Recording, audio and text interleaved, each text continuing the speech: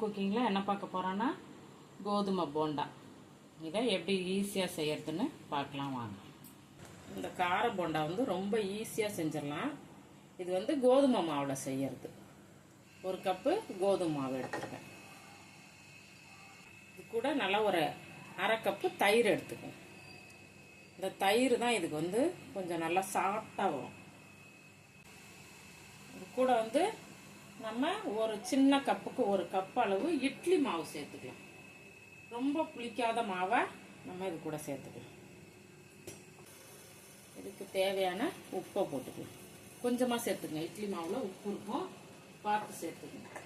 கலந்துக்கலாம்.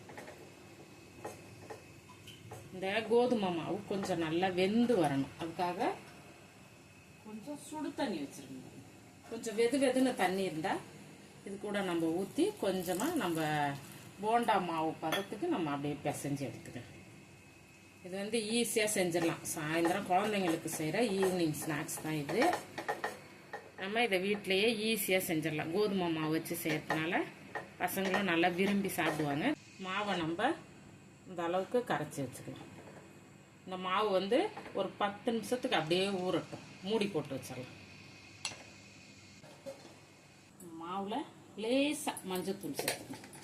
கொஞ்சம் அப்படி மிளகு சீரகம் 2 சேர்த்து இடிகல்லில் தட்டி வச்சுக்கோங்க.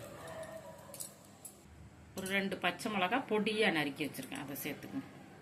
கொஞ்சம் கொத்தமல்லி சேர்த்துக்கணும். அப்புறம் வெங்காயம். எப்போது நம்ம போண்டாவுக்கு போடுற மாதிரி தான். மாவு தான் கோதுமை மாவு. கொஞ்சம் காரம் தூக்கலாக வேணுங்கிறவங்க கொஞ்சம் மிளகாத்தூள் கூட சேர்த்துங்க. இது பசங்களுக்கு கொடுக்கறதுனால இந்த காரமே போதும். மிளகு சீரகம் நம்ம போட்டிருக்க பச்சை மிளகாய் இதுவே வந்து நம்மளுக்கு போதும். இதில் வந்து நம்ம சோடாப்பெலாம் சேர்க்க வேண்டாம்.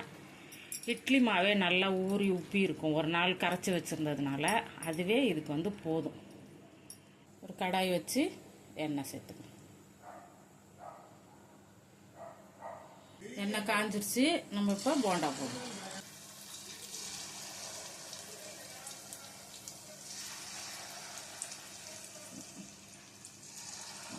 போண்டா வந்து இது மாதிரி அதுவே அப்படியே மேலே வந்துடும். உங்களுக்கு நம்ம போட போட அதுவே மேலே வந்துடும். இப்படி சின்ன சின்னதாக போட்டு உங்களுக்கு என்ன சைஸ் வேணுமோ போட்டு எடுத்துக்கோங்க. கரண்டியில் கூட ஒரு சின்ன கரண்டி வச்சு கூட நீங்கள் இதை போட்டுக்கலாம்.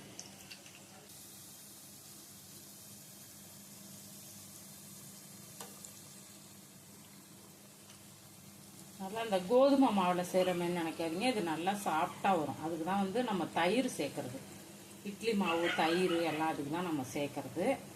ஈவினிங் ஸ்நாக்ஸில் ஒவ்வொரு நாளைக்கு ஒன்று செஞ்சு கொடுங்க. ஒன்றா போட்டுட்ருக்கோம். அப்பம் போட்டிருக்கோம், இனிப்பு போண்டா போட்டிருக்கோம், அசோகா அல்வா போட்டிருக்கோம், ஓலை பக்கோடா ஒன்று போட்டிருக்கோம். ஈவினிங் ஸ்நாக்ஸ் போடுறது எல்லாமே ஈஸியாக செஞ்சிடலாம்.